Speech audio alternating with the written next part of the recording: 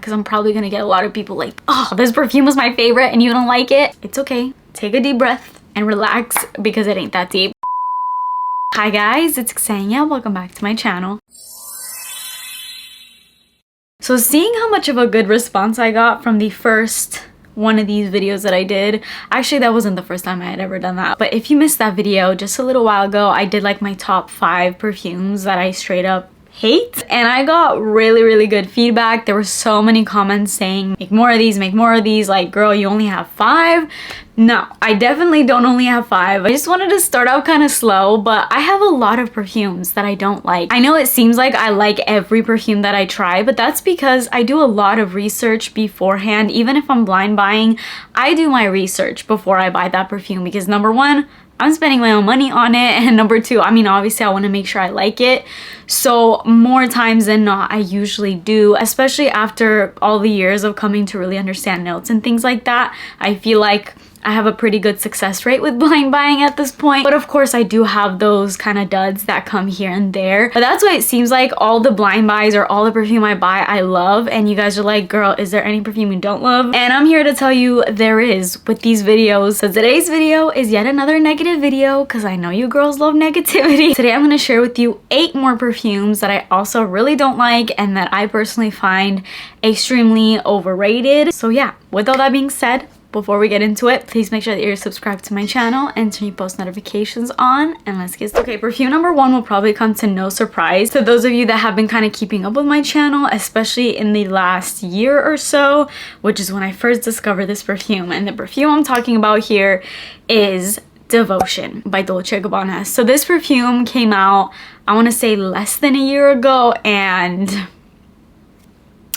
I don't like this one at all. I did a full first impression. I'm not even sure what I said in that because it was literally like the day that I had gotten it or just shortly after getting it. I'm pretty sure even in that first impression though, I made clear that I didn't like it. But I think then I was a little bit more open to, not even more open to liking it, but I just really wanted to like it because it seemed like something I really would, because it's marketed as more of a gourmand and the notes in here are actually kind of delicious. And my issue isn't with the notes, it's more so with the mixture of the notes, because when you look at the notes individually, they're really good. I just wish that they hadn't mixed these kinds of notes, and here's what I mean by this. So this perfume has candied lemon, sounds delicious. Then you get panna cotta in the middle notes, orange blossom and rum, and base notes of vanilla. All these notes sound delicious on their own, but it was the mixture that kind of just threw me off. I remember the first time I sprayed it, when I was literally at the store, I sprayed it, I'm like, this smells like bug spray, or it smells like I was literally baking a cupcake, but instead of using actual baking ingredients, maybe I had like vanilla extract, but the rest of the ingredients were cleaning products like pine saw or citrus scented floor cleaners. Those are the ingredients that I was baking my cake or my cupcake with. And so something about that did not sit right, especially on my skin. My skin did not like it. It kind of felt a little synthetic. It almost turned bitter and just sharp on me. Now I have said that I really don't like lemon and gourmand kind of mixed together, although I think for the most part I still feel kind of strongly on that. I have come to find perfumes that are of that scent family that I do enjoy, like let's say Lyra by Casa Murati. That is a lemony gourmand perfume that's supposed to give off lemon pound cake deliciousness, and that one actually smells really good to me. It doesn't feel like a mess. It doesn't feel like I baked a cupcake with cleaning products.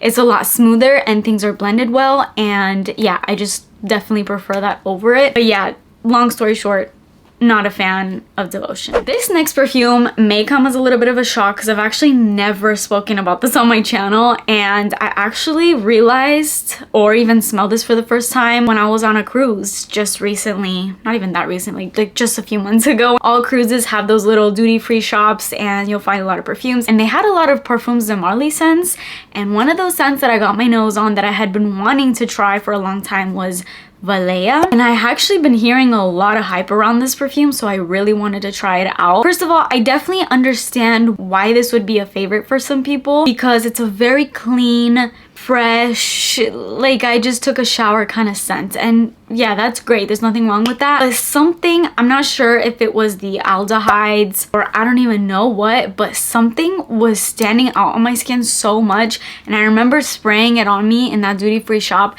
and I could smell it for the rest of the day. Not in a good way. Like I literally wanted to go to the cabin and scrub it off because I was just not enjoying it. It just gave me a bit of a headache and I'm really not understanding. Like I'm looking at the notes right here and I'm still not understanding what exactly did that to me. Other than the aldehydes, I'm not really sure what else could have really bothered my nose. Maybe the musk, maybe some type of combination with it in these notes. I guess it just doesn't work well on my skin, although I can definitely see why people like it. It's just for me, it does feel like it's overrated because I personally wanted to scrub it off my skin and it was just like plain out just bothering me after a while. So I don't think this is one I would ever choose to pick up. So for me, not worth it. And it's also a pretty penny, so if you could save your money on that, then that's great. And another thing is, like, I'm sure you could probably find a scent like this that is way more affordable and probably way better. Okay, next one. I feel like I don't even need to say this out loud, but Narciso Rodriguez For Her. By the way, every time I mention this perfume, maybe people get confused whether it's the EDT or EDP. What I'm talking about here is the EDP. I've never smelled the EDT, but I'm talking about the EDP. I don't like it. And I know I've always said that. I know you guys know. But if you're a new viewer and you're stumbling on this video, the For Her Narciso Rodriguez. And with that said, let's just also call out Lovely by Sarah Jessica Parker, which has famously been a dupe to this perfume. Both of these perfumes I do not like. It's because of these perfumes that I've said for so long, oh, I don't like rose. But I've started to kind of take that back because I have since found so many fragrances with prominent rose notes that I love and I think are done beautifully. In these fragrances though, the rose is done in the exact way I don't like it. It's too mature, it feels dated, it's screechy, it's musky, and I know Narciso Rodriguez is known for their rose and for their musk, and I have no hate towards this house because one of my all-time favorite perfumes of all time comes from this house, which is Musk Noir Rose, and that also has rose in it, but it's not done to this extent. This one feels very synthetic on my skin, and again, it bothers me. Now, I do have an alternative that I recently tried that I really love, that I believe is actually a flanker to For Her, and that was Fleur Musk. That perfume is really beautiful, and I think it's because they've added peony into that and just some other notes that kind of soften it, and the rose isn't that pronounced and the musk isn't that pronounced, or I guess it is, just not in a nauseating way like it was in the For Her in the original. Pretty much the rose, musk, and patchouli combination in this one makes it literally a just disgusting scent for me. I'm sorry to say. I know it has a big fan base. If you love it, you can still love it. I didn't even make the disclaimer in the beginning of this video that I always say, like, oh, a perfume that I hate you could love, blah blah. We know this, so that's why I'm not even bothering to make that disclaimer in this video. If you're gonna leave hate because I don't like a perfume that you like, grow up. Next perfume is the Burberry Her Eau de Toilette, the EDT, the one that comes with the green juice. I'm actually a really big fan of the EDP Burberry Her. I think it smells beautiful. To me, it's like Baccarat Rouge with the strawberry note, and it's delicious. The EDT came out shortly after the Eau de Parfum was released, and I got excited for it, but this was a synthetic mess on me, and it smelled really screechy and very bitter on my skin. Now, I have another perfume coming up that I don't like for this exact same reason, but I can't quite figure out what note in this one is doing that, because I quite literally do not see any note that I'm like, oh yeah, it's that note. I don't know which note to pinpoint as the culprit for why I don't like this one, because it has pear, strawberry, blackcurrant, pink pepper, all notes I love. We have peony, lily of the valley, rose, honeysuckle, musk, cedar. I guess the only notes in this perfume that I don't like are the honeysuckle. Like I said, with rose is very hit or miss, but I still don't think it was the rose that ruined this one for me. I'm just not sure where the bitterness is coming from. I don't know. Maybe I smelled a bad tester of this, because I seriously just don't get it. But I just remember when I sprayed it on me, I was like, this feels screechy, and it felt almost like herbally, and just weird. I don't even know how to explain it. Every time I come across perfumes that I don't like, I write it down and I write a little note next to it. And for this one, it was bitter and screechy. For me, if you had to choose, just go for the Burberry Her EDT. It's a lot better. Next is Angel's Share, which is very famous. This is by Killian. With this one, I'm kind of confused. The first time I ever smelled it, I actually went to Sephora with the full intention of purchasing this perfume because I had read so many reviews, I had watched so many videos of people hyping it. The notes sound pretty good, especially for like the fall time. This is definitely a fall and winter perfume for sure. I would not mess around with wearing this in the heat. In theory, it looked beautiful, and I did my research and I literally wholeheartedly went into the store to go and purchase it. I sprayed it on me and I was about to call an employee to get the perfume so I could purchase it. And as soon as I sprayed it, I'm like, wait a minute. Give me a second here, because at first I was just like, this feels like a lot. And so I told my husband, let's walk out and walk around the mall a little bit so I can kind of feel it out, because I'm actually kind of confused by it. Like maybe I need to let it settle on my skin for a while. I did that and I kept sniffing it, The longer that it stayed on my skin, it kept bothering me. It's a lot happening in this one, and it's definitely not for the faint of heart. If you are a fresh girly and you don't like strong scents, don't even look in this direction, okay? This is a lot. And I'm somebody that likes a lot in perfumes, but this one was even too much for me. This is like a cinnamon spicy, super spicy, very boozy. It has cognac in it, it has tonka bean, it has oak. It's spicy, boozy, but vanilla. It even has praline and just very woody. And here's the thing with this one, I'm still unsure of this. Now I remember that first ever impression that I had with this was very negative, and that's what I just told you guys about.